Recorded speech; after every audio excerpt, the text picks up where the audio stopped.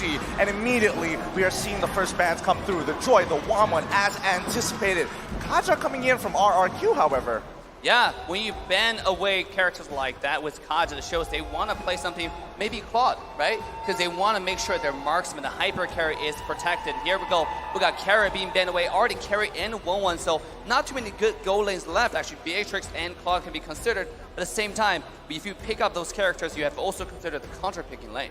It's very interesting, right? Because RRQ data has shown that RRQ likes that carry, but they realize they are second pick, so they will not gamble that carry and say, we don't have the first pick, let's just ban that carry. But for their last ban, Glue, also very, very popular hero in M4. I'm so happy. The more games I don't see Glue, the more excited I am for the M series. It's just an absolute monster in its own lane, respectively. But let's not forget that Todak actually has a drafting strategy here. Every single time they purposely leave Eve up, Valentina gets locked in. I wonder if RRQ are prepared for that.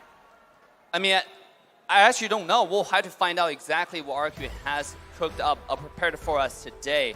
At this point on the draft, we still have Valentina, Faramis, Eve being available to be first picked. Now, if you don't ban any of this character, you can pick up, maybe take away if you take away the Valentina and the enemy pick Faramis, you can take Eve to counter. Even Faramis now is not first priority because Eve straight up counters Faramis. That's a really good point here. But overall, Faramis doesn't have the highest win rate here at the M series. We've seen it a couple of times during the group stages, and I don't know, I don't feel like it has as much impact as it did before. But speaking of which, the fact that Carry is gone, the fact that Valentina is gone, it feels like Eve, first pick as expected, already on the board for Todak. Absolutely, Eve being taken away here. Now, for the set of RRQ, they can just pick away. Oh, the Hilda! Take the game to Todak here today. Very, very interesting. Right off the bat, they're probably expecting some assassin type of playstyle coming out from Todak today. I can see just the ever slight smile coming out of Chiku's face there. There has been a little bit of adoption of strategies like we saw in yesterday's matches, especially when it goes on for a long series. You start to see the teams slowly integrate with each other. I guess RRQ just replicate Todak's gameplay and playstyle and say, yeah, all right, you pick up the game, let me pick up the Hilda, the Malaysian style. I mean, Hawk also played Hilda multiple times, but in response, Hayabusa and Papokun Koopa has been picked up. They're saying, all right, we don't care you have two tanky fighters. I'm going to pick up Hayabusa. Why? Because Albert is also very strong in that Hayabusa. Taking it away, and to that, they have the Popo and Koopa. Oh man, is this like a statement piece? Like, I don't care what you do, I'm playing my game whether you like it or not. Yeah, it's like a pick for ban number one. Number two, like exactly to your point. They're really confident with the character that they can maneuver. Popo and Koopa is making a debut in the entire M4 series today. And we got Fanny being taken out by RRQ. You can hear the crowd just go wild for that Fanny. It's going to be played by Albert right here. This is a really, really aggressive coming from RRQ. See, this is very interesting because right now we've seen how aggressive the teams can be yesterday from Echo and Team Hawk. Like, just diving into the enemy backline. This is what RRQ is preparing today as well. Fanny, Yuzhong, Hilda, we don't really see the EXP lane being picked so early. But not today. They just want to dive into their backline no matter what. Look, I'm just happy the fact that I get to see Albert play Fanny, because usually it's not even on the table in MPL ID, right? And fun fact, it's Albert's birthday today, so we are going to open with Fanny from the birthday boy himself. And let's see, will it work? Because what they're saying is, Hayabusa, all right, you got the assassin, let me play my assassin. And for the second phase, it's quite clear. Lapu Lapu and Claude is going to be banned out. Personally, I don't know, but is this too much of a gift for Albert on his birthday to get the Fanny in such a high-stakes series? All right, let's jump into the second part of the draft. We're seeing the Lapu Lapu as well as the Claude immediately banned out here. And if I remember correctly, from Todak's side... Oh, wait, hold up. We've got a quote coming in from Vin. Having the most games played in the M series, he's got 55, and this is going to be his 56th game on the world stage. Wow, speaking of veteran players, they know the game from inside and out. Win being one of the best roam players out there in the entire series. So I want to see what Win is going to set up for us with engages. When you have a full dive with Hilda, Win's going to be a nuisance in the entire Todak's jungle. Especially Todak actually picked into that. Even after Hilda being taken out, they decided to go with Hayabusa. It's a little bit of questionable, leaving Lapu being banned away. Obviously Lapu can do really, really well against Zhong in lane. So In this scenario, I mean, at this point, what do you think RRQ is going to pick up next? Are they going to even pick up a marksman? Honestly, I think they might hold the marksman off for now. I do feel Kadita might be, becoming a little hotter now. The fact that, you're up against Eve, and at the very least, Popo or Koopa, if you're able to close that distance, you can almost guarantee the kill. Yeah, they need magical burst, so Kadita makes sense, and there you go, just right on cue. Kadita will be picked up. Now, I do want to add that Fanny has a lot of targets, right? He can target the Hayabusa, he can also target the Popo, and of course that Eve is very vulnerable, very juicy target. Now, to close out the drafts here, what are you thinking, Assassin Dave? They need someone that can peel for them. I mean, they do, but at the same time, like, what choices are available, right? There are not too many PO characters, and we're going to have Martis most likely in the EXP lane, since Hayabusa is going to be most likely 99% going to the jungle. When's the last time we've seen Hayabusa being flex picked? Here's the thing. When you say 99%, every time I get flashbacks for MPL my MY, God. it might not necessarily be it. We'll have to see at the very end. Ruby gets locked in as well. So you telling me, I'm telling you, it's a little tough to say. What? Ruby could go into the support position. Martis can go into the support position, both of which we haven't seen in a while. Ruby more commonly than Martis, of course. It's still so flexible, and you're right. Well, we'll see. Will it pay off? Will it be pulled off here for our first game now? Last hero here for RRQ. They have magical burst, they have the physical. What else do they need? They need someone that can be the backlines, Beatrix. All right. Of all course. right. Walk me through this gold lane matchup. What should we expect pre-level 4 and beyond after? I mean, Popo and Koopa is a character we don't really see much in the scrim practice before M4, but coming in Popo in the lane, I expect to play really aggressive because it does have the talk to buy you every so often. And Beatrix actually need a little bit of scaling now because of the iteration nerfs in the previous patches.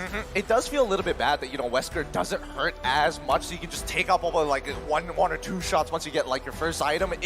But, things have changed. Imagine Popo and Koopa combined with the real world manipulation from Eve. It's gonna be an easy turn for Todak to take RRQ. They need an answer with this strat, for this strat. I don't know. I'm looking specifically at Clay. He's got to have some tip-top gameplay to take out Popo and Koopa and still make sure that Moon doesn't get out of his lane at all. But who is excited for Elbra on the Fanny, though, as we walk into Game 1? Well, let's find out. Let's ask the people here who's excited for Todak versus RRQ as we jump right into the land of dawn immediately. We are seeing purple buffs being started on Rival actually opting not to, as he is going to be on this Martis. The Hayabusa has been flexed. Oh, wow, all right, Hayabusa, not right. What the heck is going on? Chiku guys on the Hayabusa in the gold lane with that high and dry and executes. What do you think about this, Ask Dave? Todak always surprises us with their playstyle, with their switches, swaps. You can see Popo going to the goal lane, just bullying the Suzhong right now because of the range with the help of Yumski. And on the other side, Hayabusa was execute. Once you get level 4, if you do one combo, the execute is going to help you secure the kill. Oh, look at a little bit of jungle invade coming out from Win. Yeah, I mean, Vin is going right in deep. He needs to go through, but here comes Albert already with the steel cables looking for that first blood. He's able to flicker out of there as Vin walks out just in time. Clay manages to get just enough life, and Albert succeeds. Oh no, Rival succeeds in getting that Litho Wanderer. First blood rates as shown on screen, 87% and the majority leaning towards Todak. It shows, right, that RRQ, we know RRQ as a very aggressive team, but Todak in M4, it's actually them who has a 87% first blood rate, so that speaks volume. While Todak responding, yeah, you want to play early game, let me play early game. Let's see though. Albert here is struggling, almost 2 minutes in, has not reached level 4. What's stressing me out right now is the fact that if we're looking at both sides of the map, for Todak, it is a slight disadvantage because Turtle is going to be spawning on that bottom side and Purple Buff is on the opposite side of the map. Yeah, but at the same time, look at Todak. They're all in position and have more level 4 approaching this first turtle. Look at Rival is already getting on that bottom side though. Yep, they find the initial catch and immediately Black Dragon Whoa! secures the kill onto Momo. That's first blood. As Moon now in trouble, flickering out of the way under the turret as Rival finds the King of Shore Sky R7. Guardian. They're going to be locking him down, finding the trade immediately. A quick execute. Clay still holding on. He still has his ultimate. If they walk up too close, it could be danger for Rival. They're sniffing him out as Albert has his purple buff and starting to walk down towards Turtle's side. Bin continuing to harass as much as he can, but here we go. Steel cables already out. The real moment manipulation comes through. Knocks up through. Already gets it. Here comes Clay. Securing the Turtle and Martis in one fell swoop. Momo is not going to let that slide though as he continues to shoot them down one by one. R7 in the middle of the fight too. Doesn't want to get involved anymore. There's just too many numbers as they back away. RRQ, they lost the neutral objective, but they secured and equalized in total kill points. Todak, yeah, they were forcing the fights, but fortunately the Clay, with the clutch rough waves, they actually managed to find the equalizer. 2 minutes spell check. Item check. Yumski, what a play on a Ruby there. He waited for Albert to come in, and a beautiful execution of skill 2 to stop him mid-flight. When you can see Albert was going for Moon on the Eve there in the back, right? The moment when Eve showed up, you see the Fanny flying in, but not too fast enough. Yumski has stopped the Fanny in the mid-track. Oh no, losing a purple buff as well. Not the end of the world for Martis at the very least, as he's not as dependent on it. But the next play could be happening towards the bottom side of the map again. We see Fanny moving over and Yumski getting into the right position here. Well, it seems like Chiku guys also secured his Thunder Strike. What it does adds movement speed and penetration, so perhaps he might go crazy the next 2 minutes, but take a look at the mid side here. Yeah, they find the initial hit on towards Bin, but he's not the priority target here as the real world manipulation comes on in. Bin jumps in, moves in. My God! Into the rough waves, another beautifully laid combo. Moon cannot respond. Now, bottom side even getting threatened. The petrified Momo cannot do anything about it, but the Alpha Wolf keeps him alive long enough, but unfortunately, it's just too much damage. RRQ with a very sharp execution, and Todak, they are paying the price. And now let can see the pause commenced. And this is why he picked the Kadita, the Fanny, the Hilda, right? They dive, and the synchronization is beautiful, one after another. And you can see how patient the Kadita was to wait for the Eve to use the roll more manipulation, and that's when you dive in with the full combos. You don't have to use the Petrify, save the Petrify until for the bottom lane, for the Popo and Koopa, and the double Petrify just to make sure the Popo is dead for sure.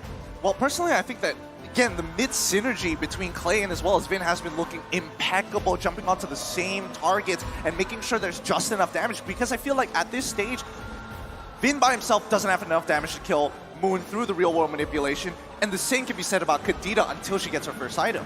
Stellar coordination as well from RRQ.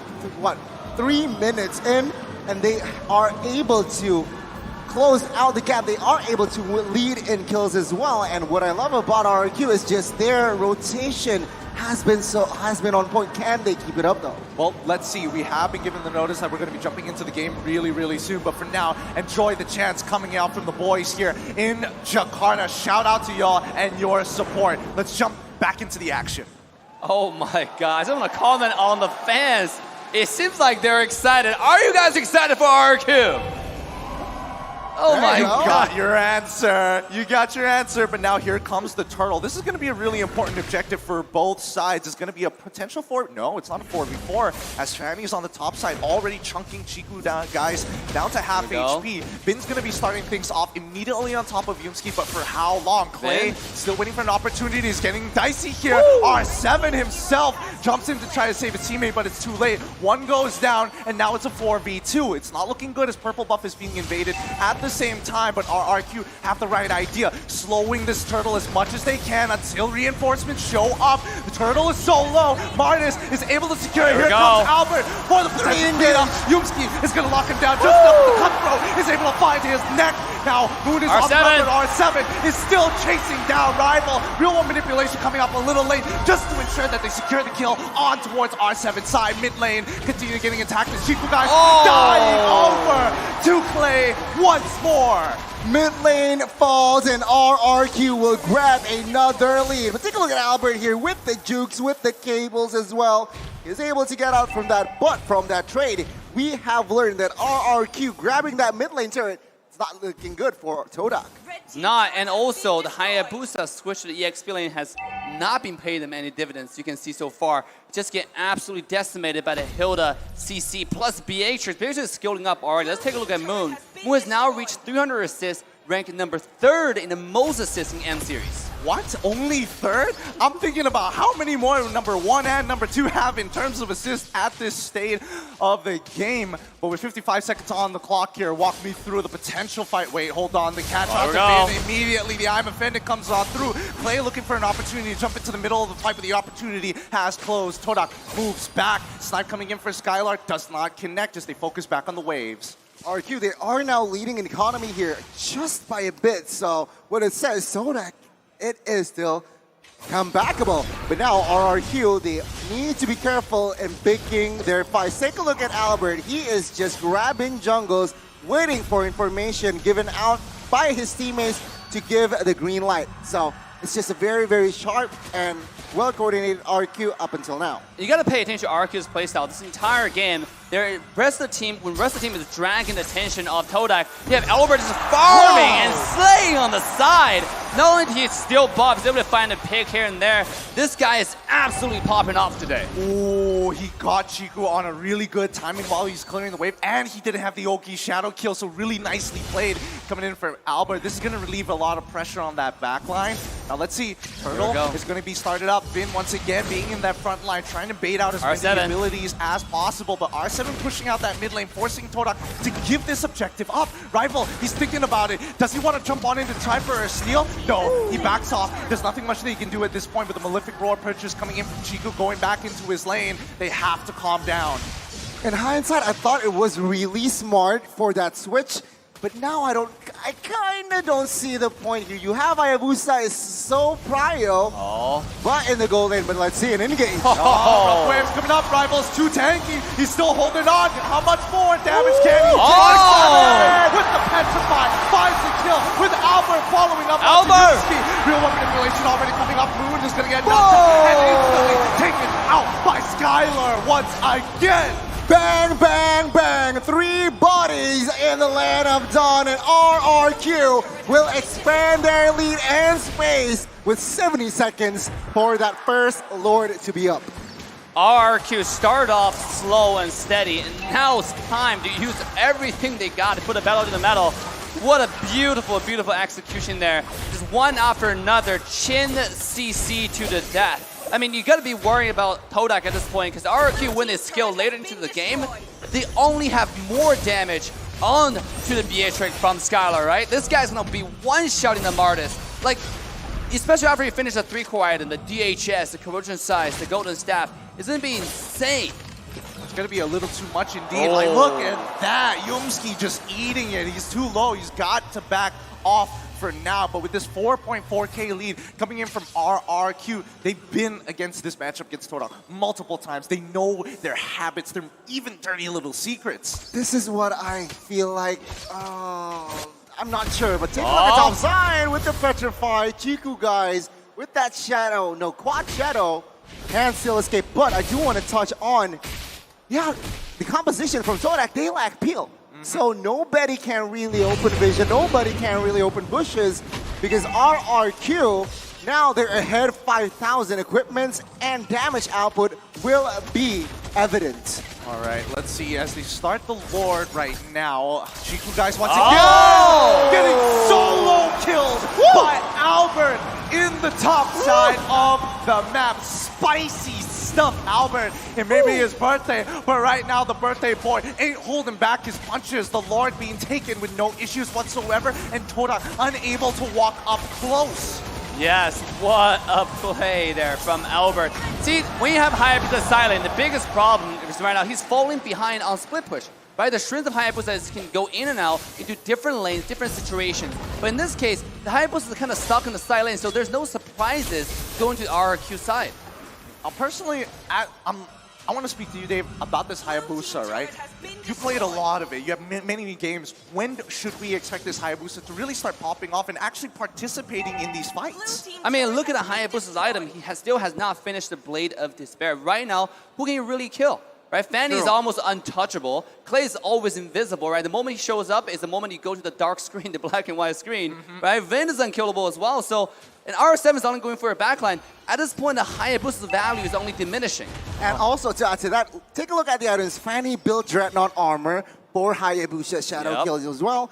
Wind of Nature also secured by that Beatrix. So again, the power from Hayabusa is just very, very negated. Let's see though, the push. Oh, this is going to be really difficult here. Todak right now falling behind at a 7.7k deficit. This Lord is going to be punching on through. Here we go. They find a hook onto Finn. They secure the kill with a chain CC, but here comes Clay. Trying to make the play on towards Momo's side. Unfortunately, does not complete the execution. But the side does onto Yupski. Once again, one-shotting Moon and getting back out perfectly as Nibiru's passion is already unleashed. Here comes Momo jumping into the middle of the fight as R7 opens things up and looking to zone them away. 2 members down, traded for 1, and an inhibitor turret falls into the hands of RRQ, extending the lead, but he's not done with it yet. Winds of Nature already popped immediately, and that doesn't mean anything. Chiku, guys, unfortunately the OP Shadow kill does not do much. A good defense, but a better offense here shown by RRQ.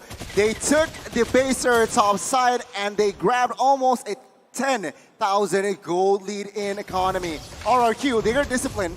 They see no objectives on the board, so they back off. Yup, Yumski once again trying to open up the map, getting that information his team so desperately needs right now. And immediately you're seeing the snowball effect coming out from RRQ side. Snipe? Nah, it doesn't connect just yet. I mean, at this point, RRQ is playing patiently, right? Even if oh, the conceal play. Here we go. They find it immediately, going for the full combo play as well. Gets caught out, but 3 go down in return. Immediately, Skylar making the difference and a complete wipeout. RRQ initiate and end the fight. They can end Gideon. They can end Assassin Dave. Take a look at the top side. Minions, they're doing it. They're doing it. It's over already. Nobody's going to be able to get back in time. The wave clear, even Skylar switching over to Bennett. It's done. That's game 1. Going over to RRQ. Luminous Lord already spawning, but who needs it? GG, well played to RRQ Hoshi. Game 1, it's going to fall to the hands of the Kings of Kings. RRQ Hoshi taking game 1. Why do you let Fanny out for Albert? You know, that is the biggest mistake ever. This guy is an absolute monster. He defies all laws of physics. Going to your base, diving. Usually we expect a step-by-step standard push onto the high ground tower, but when Albert plays Fanny, I can't ignore all of that. I'm just gonna go in 1v5, take down a mid laner, go to the bottom.